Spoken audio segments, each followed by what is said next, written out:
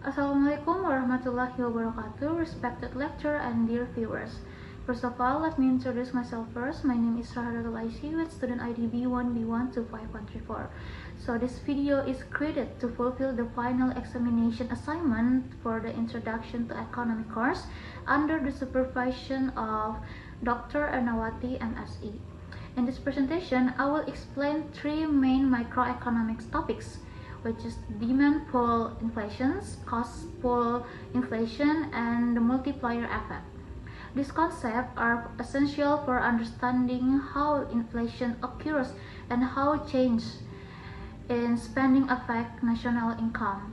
Now, let us begin by discussing the basic concept of inflation.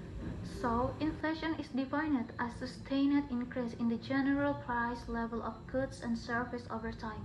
Inflation reduces the purchasing power of money and affects households, firms, and government.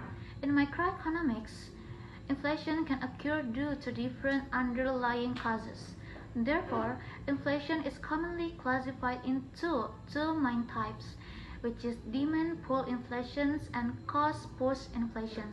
After understanding inflation in general, we will now focus on the first type, which is demand pull inflation. Demand pull inflation occurs when aggregate demand increases faster than aggregate supply, especially when the economy is operating at or near full employment. When households increase consumption, firms increase investment, or the government increases spending, total demand in the economy rises. If producers are unable to increase output at the same pace, excess demand emerges. This excess demand pushes the general price level upward, resulting in inflation.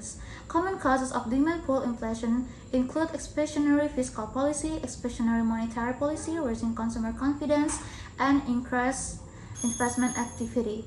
To better understand this mechanism, let us look at its graphical explanations. In the aggregate demand and aggregate supply model, demand pull inflation illustrated by a rightward shape of the aggregate demand curve from 81 to 82 while aggregate supply remained constant. As aggregate demand increases, the equilibrium price level rises from P1 to P2. Output may temporarily increase beyond potential output, but this situation creates inflationary pressure in the economy. To connect these theoretical explanations with real economic conditions, let us consider a real-world example. A common example of demand pull inflation occurs when government implement large-scale stimulus programs or significantly lower interest rates. These policies increase household consumption and business investment. If production capacity does not expand at the same pace as demand, prices rise across the economy. The situation is often observed during periods of rapid economic growth or economic recovery. Having discussed demand pull inflation, we will move on to the second type of inflation, which is cost push inflation. Cost push inflation arises when production costs increase, forcing firms to raise price in order to maintain their profit margins. Unlike demand pull inflation, cost push inflation does not originate from excessive demand. Instead, it is caused by costs such as wages, raw material prices, energy costs, and taxes. As firms face higher production costs, they may reduce output and increase price, which can negatively affect employment and economic growth. To further clarify this concept, let us observe its graphical explanations. In the aggregate demand and aggregate supply framework, cost push inflation is shown by a leftward shift of the aggregate supply curve from AS1 to AS2 while aggregate demand remains unchanged. This shift results in a higher price level and a lower level of output. The situation highlights how rising production costs and lead to inflation accompanied by a decline in economic activity. To strengthen our understanding, let us look at the real-world example of cost-push inflations. One of the most well-known examples of cost-push inflation is the global oil crisis of the 1980s. During this period, oil prices increased rapidly. Since oil is a key input in many industries, production and transportation costs rose significantly. As a result, firms increased price even though aggregate demand was not growing rapidly.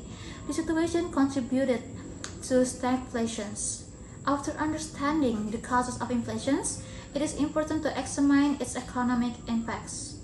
Inflation has several important economic consequences. First, inflation reduces the purchasing power of money, meaning consumers can buy fewer goods and services with the same amount of income. Second, inflation creates uncertainty in business planning and investment decisions, which can reduce long-term economic growth. Third, inflation affects income distribution, particularly harming individuals with fixed incomes.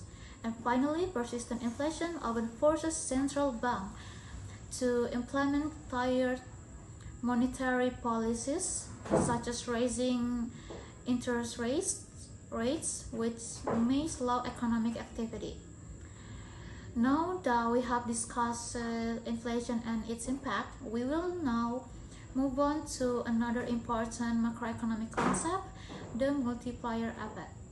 The multiplier effect refers to the process by which an initial in spending leads to a larger overall change in national income. This occurs because one person's spending becomes another person's income, and part of that income is then spent again. As this process continues, the total impact on national income becomes greater than the initial change. The multiplier effect is a key concept in Keynesian microeconomics and explains why fiscal policy can have strong effects on economic activity. To understand how the multiplier works, we need to examine two key concepts.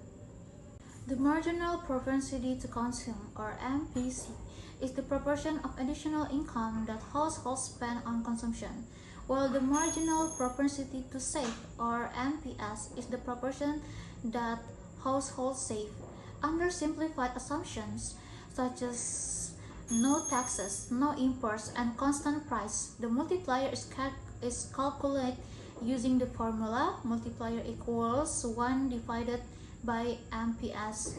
With this formula in mind, let us look at some numerical examples. So there are examples of consumption multiplier. If the MPC is 0.8, then the MPS is 0.2. Using the multiplier formula, the multiplier is equal to 1 divided by 0.2, which equals 5. This means that an initial increase in consumption spending will increase total national income by 5 times the original increase. And then for the second example is the example of investment multiplier. So suppose the government increases investment spending by 1 trillion rupiah and the MPC is 0.75. In this case, the MPS is 0.25, so the multiplier is 4. Therefore, the total increase in national income will be 4 trillion rupiah. This